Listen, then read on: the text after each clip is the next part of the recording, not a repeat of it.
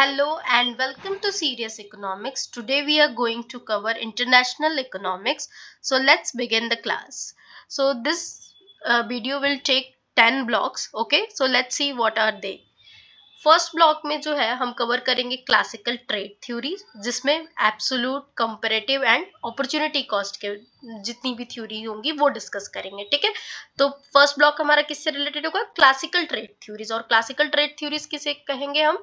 Absolute को, comparative को और अपॉर्चुनिटी कॉस्ट जो है ये किसमें आता है? क्लासिकल ट्रेड थ्योरीज में। ठीक है, देन आता है ब्लॉक टू। ब्लॉक टू में हम कवर करेंगे अल्टरनेटिव क्लासिकल थ्योरीज। ठीक है, क्लासिकल थ्योरी के अल्टरनेटिव कौन कौन से थे थ्योरीज? तो वो है went for surplus, availability and great staple. ठीक है, जो ब्लॉक थ्री है वो कवर करेगा मॉडर्न ट्रेड थ्योरीज। ठीक है, अब हम क्लासिकल से कहाँ आ गए? मॉडर्न पे। तो मॉडर्न ट्रेड थ्योरी में कौन कौन सी थ्योरी आएंगी? हमारी हेक्सर ओलिन की थ्योरी आएगी, फैक्टर प्राइस इक्वलाइजेशन या स्टॉपलर सैमुअल्सन और रिवेस्के की थ्योरम आएगा। ठीक है, ब्लॉक फोर जो है वो क्या कवर करेगा? ब्लॉक फोर जो है dynamic and new trade theories करेगा। अब देखो, मॉडर्न की बात हो रही है तो मॉडर्न से क्या आएगा? New trade theories. ठीक है, तो modern trade theories HO, factor price, Stolper और रिवेस्के है। Dynamic and new trade theory कौन सी है? प्रोडक्ट साइकिल, जिसमें आए ग्रेविटी आए, intra industry and specific factor. ये जो थ्योरी होंगी वो कौन सी होंगी? Dynamic and new trade theories होंगी। ठीक है, ब्लॉक फाइव की बात करें तो इसमें क्या आएगा? ब्लॉक फाइव में हम ट्रेड पॉलिसी के बारे में पढ़ेंगे। ठीक है, क्योंकि हम पढ़ क्या रहे हैं? इंटरनेशनल इकोनॉमिक्स, तो सारा किससे रिलेटेड होगा? ट्रेड से, ट्रेड पॉलिसी से, इंटरनेशनल पॉलिसी से। ठीक है, तो ट्रेड पॉलिसी में हम टैरिफ, कोटास, एंटीवीज एंड इकोनॉमिक इफेक्ट्स के बारे में देखेंगे। ब्लॉक सिक्स में हम टर्म्स ऑफ ट्रेड के बारे में समझेंगे कि किस टर्म पे ट्रेड होती है। ठीक है, उसका कॉन्सेप्ट समझेंगे, मेजर समझेंगे, मार्शल लर्नर कंडीशन समझेंगे, ऑफर कर्व के बारे में पढ़ेंगे। ठीक है, देन हमारा ब्लॉक सेवन पे आते हैं और बैलेंस ऑफ पेमेंट के बारे में हम पढ़ेंगे। स्ट्रक्चर क्या है, डिसइक्विलिब्रियम, एडजस्टमेंट अप्रोच कैसे हम फॉलो करते हैं बैलेंस ऑफ पेमेंट में जब हम ट्रेड करते हैं। ठीक है, देन ब्लॉक एट जो होगा वो रीजनल इंटीग्रेशन का होगा, मतलब आरटीए, फॉर्म ऑफ इंटीग्रेशन और डब्ल्यूटीओ। ठीक है, देन ब्लॉक जो नाइन होगा वो कवर करेगा हमारे एक्सचेंज रेट को। ठीक है, जिसमें सिस्टम कैसा है एक्सचेंज रेट का, फॉरेन एक्सचेंज मार्केट कैसा है, आर्बिट्रेज के बारे में। ठीक है, आर्बिट्रेज से क्वेश्चन भी आया था यूजीसी में।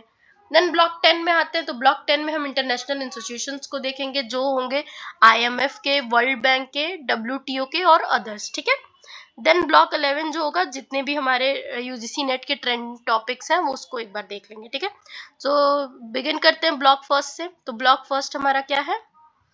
ब्लॉक फर्स्ट जो है क्लासिकल ट्रेड थ्योरीज है। ठीक है, तो सबसे पहले समझते हैं क्लासिकल ट्रेड थ्योरीज का थीम क्या है। तो इसका थीम ये है कि इसमें जो क्लासिकल ट्रेड थ्योरीज है वो क्वेश्चन पूछते हैं कि व्हाई डू कंट्रीज ट्रेड?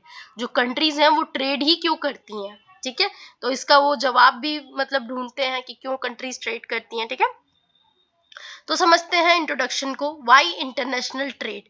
क्यों इंटरनेशनल ट्रेड होना जरूरी है? ठीक है, और क्यों करते हैं? तो इसका सिंपल सा मीनिंग ये है कि इंटरनेशनल ट्रेड का मतलब है कंट्रीज का एक दूसरे के साथ गुड्स और सर्विस का एक्सचेंज करना।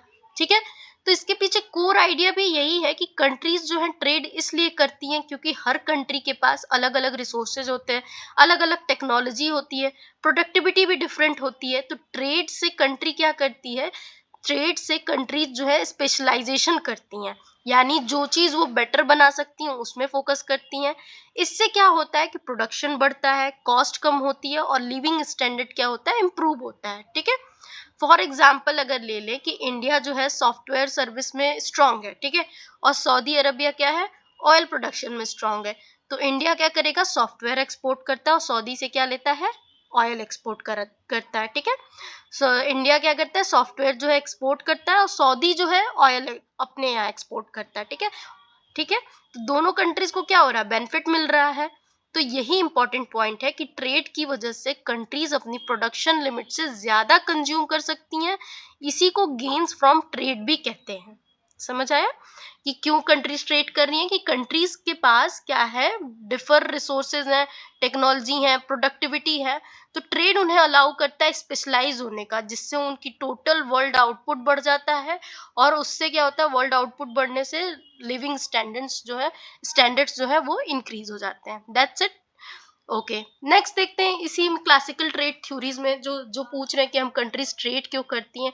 फिर हमने समझा इंट्रोडक्शन इंटरनेशनल ट्रेड का। ठीक है, तो इसी में एडम स्मिथ आते हैं क्लासिकल ट्रेड थ्योरीज में, जो थ्योरी देते हैं एब्सोल्यूट एडवांटेज की 1776 में। ठीक है, क्या कहते हैं इसमें एडम स्मिथ? तो एडम स्मिथ ने बोला कि किसी कंट्री को वही गुड एक्सपोर्ट करने चाहिए जिसमें वो दूसरी कंट्री से ज्यादा एफिशिएंटली प्रोड्यूस कर सकता है। ठीक है, जो किसी कंट्री को वही गुड एक्सपोर्ट करने चाहिए जिसमें वो दूसरी कंट्री से ज्यादा एफिशिएंटली प्रोड्यूस कर सके, यानी कम रिसोर्स में ज्यादा आउटपुट प्रोड्यूस करना। ठीक है, इसे कहते हैं एब्सोल्यूट एडवांटेज। ठीक, और इसे इसे क्या कहते हैं? एब्सोल्यूट एडवांटेज, कि कम रिसोर्स में आप ज्यादा आउटपुट प्रोड्यूस कर रहे हो। ठीक है, अगर फॉर एग्जांपल हम समझे तो इंग्लैंड जो है 1 आवर में 10 क्लोथ्स प्रोड्यूस करता है। ठीक है, और पुर्तगाल जो है 1 आवर में सिर्फ 6 क्लोथ्स प्रोड्यूस करता है। ठीक है, तो क्लोथ जो है वो किस में बेटर है? इंग्लैंड में बेटर है। ठीक है, सो इंग्लैंड के पास क्या है? एब्सोल्यूट एडवांटेज है क्लोथ का।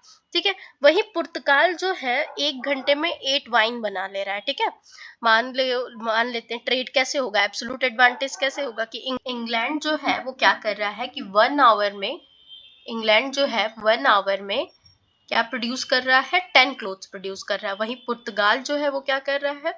पुर्तगाल जो है 6 क्लोथ्स प्रोड्यूस कर रहा है। ठीक है, प्रोड्यूस ये दोनों ही कर ले रहे हैं, क्लोथ भी और क्या कहते हैं, वाइन भी। ठीक है, लेकिन एफिशिएंट कौन है? जो इंग्लैंड है, ये जो वाइन है वो कितना प्रोड्यूस कर पा रहा है 1 आवर में? 5, और पुर्तगाल कितना कर पा रहा है? 8। ठीक है, तो वाइन में कौन एफिशिएंट है? पुर्तगाल एफिशिएंट है।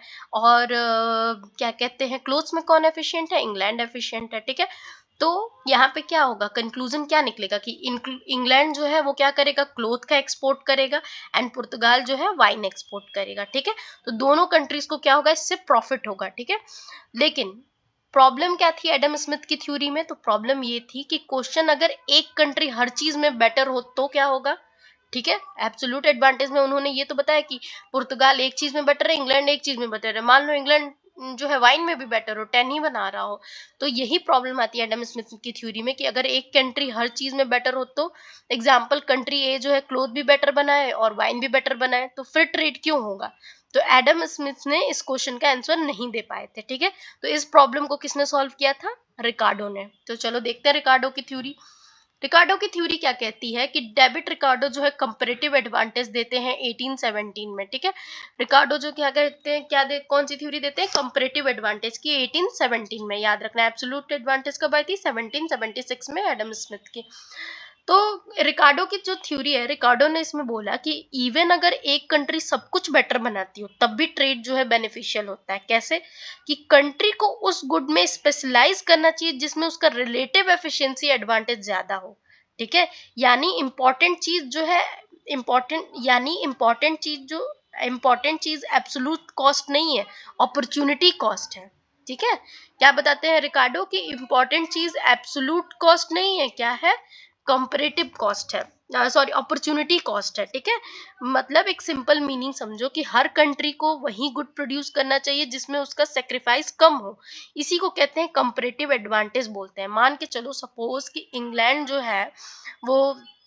इंग्लैंड जो है, ठीक है, वो क्या कर रहा है कि क्लोथ बना रहा है, क्लोथ जो है 20 बना पा रहा है 1 घंटे में, एंड वाइन जो है 10 बना पा रहा है। ठीक है, और पुर्तगाल जो है वो क्या बना रहा है? 15 बना रहा है क्लोथ और 12 बना पा रहा है वाइन। ठीक है, तो क्या होगा? तो पुर्तगाल जो है दोनों में बेटर लग रहा है, बट इंग्लैंड जो है क्लोथ में रिलेटिवली स्ट्रॉन्गर है, क्योंकि वो 5 तो इससे ज्यादा ही बना रहा है इंग्लैंड। ठीक है, तो इंग्लैंड जो है क्लोथ में रिलेटिवली स्ट्रॉन्गर है और पुर्तगाल जो है वाइन में रिलेटिवली स्ट्रॉन्गर है।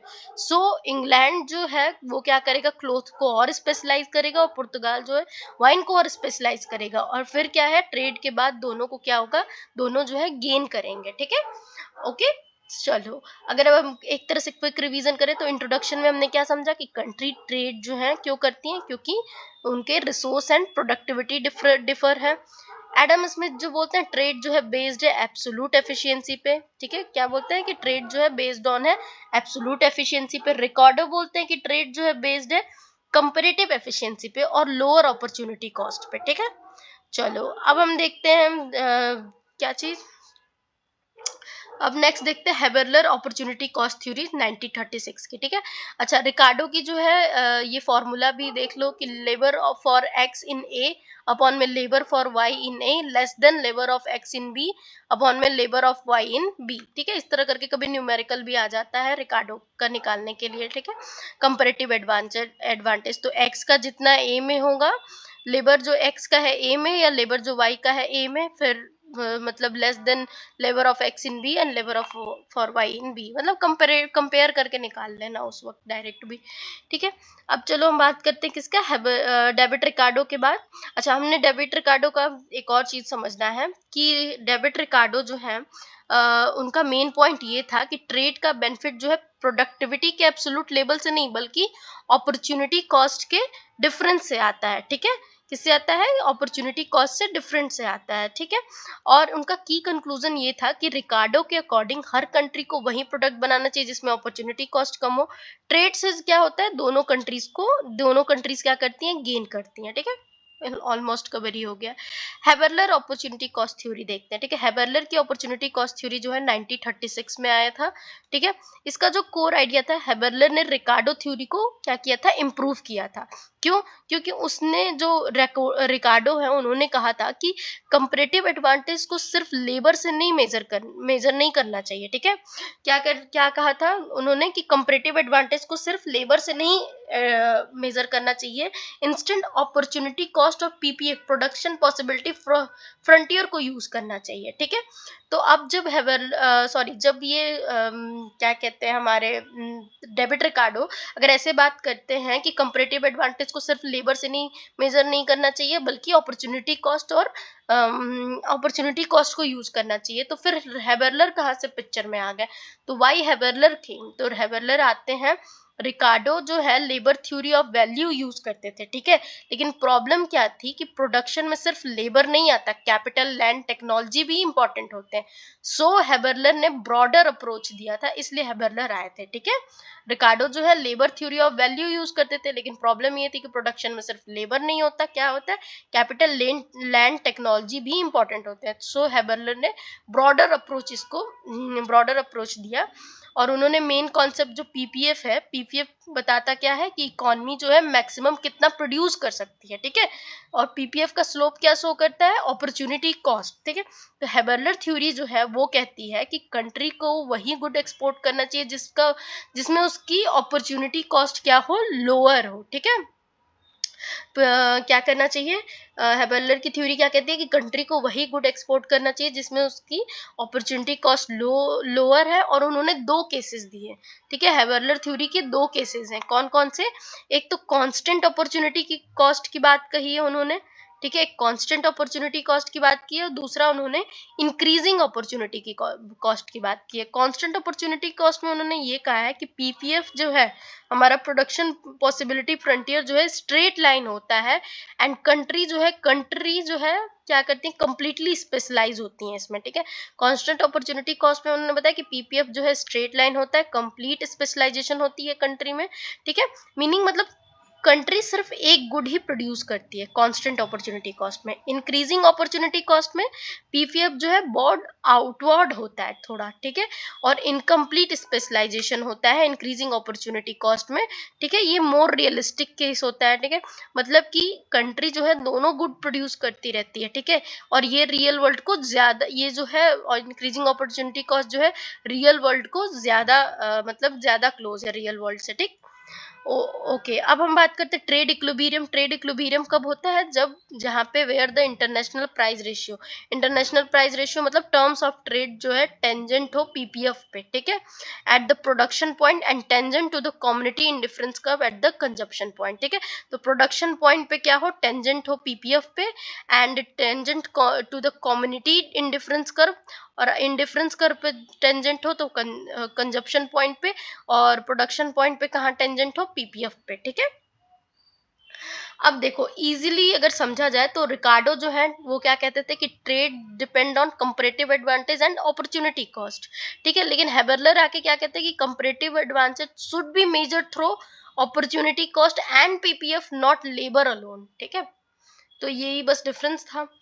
अब हम बात करते हैं next JS mill reciprocal demand and terms of trade 1848 की। ठीक है, तो जेएस मिल ने क्या कहा था कि इंटरनेशनल ट्रेड में एक्चुअल टर्म्स ऑफ ट्रेड जो है सिर्फ कंपैरेटिव कॉस्ट से डिसाइड नहीं होते हैं। क्या कहते हैं जेएस मिल कि इंटरनेशनल ट्रेड में एक्चुअल टर्म्स ऑफ ट्रेड सिर्फ कंपैरेटिव कॉस्ट से डिसाइड नहीं होते, बल्कि दोनों कंट्रीज की एक दूसरे की गुड के लिए डिमांड भी इंपॉर्टेंट होती है। ठीक है, क्या कहते हैं जेएस मिल की इंटरनेशनल ट्रेड में एक्चुअल टर्म्स ऑफ ट्रेड सिर्फ कंपैरेटिव एडवांटेज कॉस्ट से डिसाइड नहीं होती है, बल्कि दोनों कंट्रीज एक दूसरे के गुड के लिए क्या करते हैं, एक दूसरे के गुड के लिए डिमांड भी इंपॉर्टेंट होती है। दोनों कंट्रीज में एक दूसरे के गुड के लिए डिमांड भी इंपॉर्टेंट होना जरूरी है। तो इसको कहा गया रेसिप्रोकल डिमांड थ्योरी।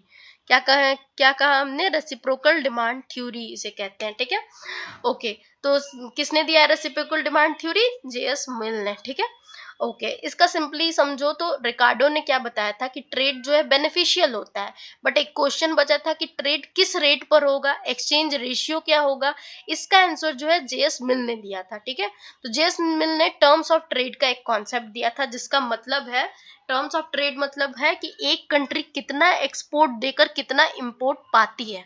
ठीक है, एक कंट्री कितना एक्सपोर्ट देकर कितना इंपोर्ट पाती है, उसे कहते हैं टर्म्स ऑफ ट्रेड। ठीक है, और अगर समझा जाए तो सिंपल लैंग्वेज में कि exchange ratio between export and import जो है क्या है, टर्म्स ऑफ ट्रेड। ठीक है, अच्छा, जेएस मिल की थ्योरी का मेन पॉइंट ये था कि टर्म्स ऑफ ट्रेड जो है डिपेंड करता है दोनों कंट्रीज की डिमांड इंटेंसिटी पे। ठीक है, यानी कौन सी कंट्री दूसरी कंट्री के गुड को ज्यादा डिमांड कर रही है, ठीक करती है। ठीक है, तो जेएस मिल का क्या मेन पॉइंट था कि टर्म्स ऑफ ट्रेड किस पे डिपेंड करते हैं, दोनों कंट्रीज की डिमांड इंटेंसिटी पर, यानी कौन सी कंट्री दूसरी कंट्री के गुड को ज्यादा डिमांड करती है। ठीक है, फॉर एग्जाम्पल उन्होंने ये लिया था कि सपोज इंडिया जो है सॉफ्टवेयर एक्सपोर्ट करता है, ठीक है, और यूएस से जो है मशीन एक्सपोर्ट करता है। अगर इंडिया को यूएस की मशीन की डिमांड, अगर मान लो इंडिया की तरफ से यूएस मशीन की डिमांड ज्यादा हो और यूएसए को इंडियन सॉफ्टवेयर की डिमांड कम हो, तो क्या होगा, यहाँ पे टर्म्स ऑफ ट्रेड में यूएसए को ज्यादा फेवर मिलेगा। ठीक है, और यूएसए को ज्यादा बेनिफिट मिलेगा। वहीं अगर रिवर्स केस भी कर लें कि यूएसए को इंडियन सॉफ्टवेयर की डिमांड ज्यादा हो और इंडिया को यूएस मशीन की डिमांड कम हो, तो टर्म्स ऑफ ट्रेड में इंडिया को फेवर में जाएगा। ठीक है, तो यही ट्रम्प चिल्ला रहा है ना कि इंडिया जो है हमसे ज्यादा बेनिफिट ले लेता है, जबकि वो सर्विस कॉस्ट नहीं सर्विस कॉस्ट को नहीं इंक्लूड करते हैं, जो हम फेसबुक चलाते हैं, इंस्टाग्राम चलाते हैं, जिससे उनको रेवेन्यू होता है। वो डायरेक्ट ट्रेड को ही बस ट्रेड मानते हैं। ठीक है, अदरवाइज अगर इस तरह जोड़ने लगे तो अमेरिका कितना इंडिया से कमाता है। ठीक, अच्छा, इंपॉर्टेंट आइडिया ये है रेसिप्रोकल डिमांड का कि रेसिप्रोकल डिमांड मतलब क्या होता है, मींस कि दोनों कंट्रीज एक दूसरे के प्रोडक्ट के लिए म्यूचुअल डिमांड करें। ठीक है, दोनों कंट्रीज क्या करें, एक दूसरे के प्रोडक्ट के लिए म्यूचुअल डिमांड करें। इसी डिमांड के इंटरेक्शन से क्या होता है, final terms of trade determine होता है। ठीक है, और ट्रेड इक्विलिब्रियम किसे कहेंगे, तो मिल के अकॉर्डिंग इक्विलिब्रियम तब आता है जब एक्सपोर्ट वैल्यू क्या हो जाए, इंपोर्ट वैल्यू के बराबर आ जाए। ठीक है, एक्सपोर्ट वैल्यू क्या आ जाए, इंपोर्ट वैल्यू के बराबर आ जाए। ठीक है, और यानी ट्रेड जो है यहाँ पे बैलेंस होता है जब एक्सपोर्ट इंपोर्ट के बराबर हो जाता है। रिलेशन विथ रिकार्डो की बात करें तो रिकार्डो ने बताया कि ट्रेड क्यों होता है, मिल ने क्या बताया कि ट्रेड किस एक्सचेंज रेशियो पर सेटल होगा। समझे, अगर हम रिकार्डो से कंपेयर करें जेएस मिल का थ्योरी, तो रिकार्डो ने बताया कि ट्रेड क्यों होता है, मिल ने क्या बताया कि ट्रेड किस एक्सचेंज रेशियो पर सेटल होगा। ठीक है, तो बेसिकली हमने अब तक क्या समझा कि कंपैरेटिव एडवांटेज रिकार्डो की थी, रेसिप्रोकल डिमांड जेएस मिल की थी। कंपैरेटिव एडवांटेज में रिकार्डो ट्रेड पॉसिबल क्यों है ये बताते हैं, रेसिप्रोकल डिमांड में ट्रेड रेशियो क्या है ये पता चलता है। रिकार्डो जो है सप्लाई साइड फोकस है और जो जेएस मिल है वो किसके साइड है, डिमांड साइड फोकस है। ठीक है, अगर हम ओवरऑल समझे तो जेएस मिल जो है टर्म्स ऑफ ट्रेड को are determined by reciprocal demand. Reciprocal demand किसे कहेंगे, mutual demand of countries for each other goods. Terms of trade किसे कहेंगे, rate at which export exchange for imports. ठीक,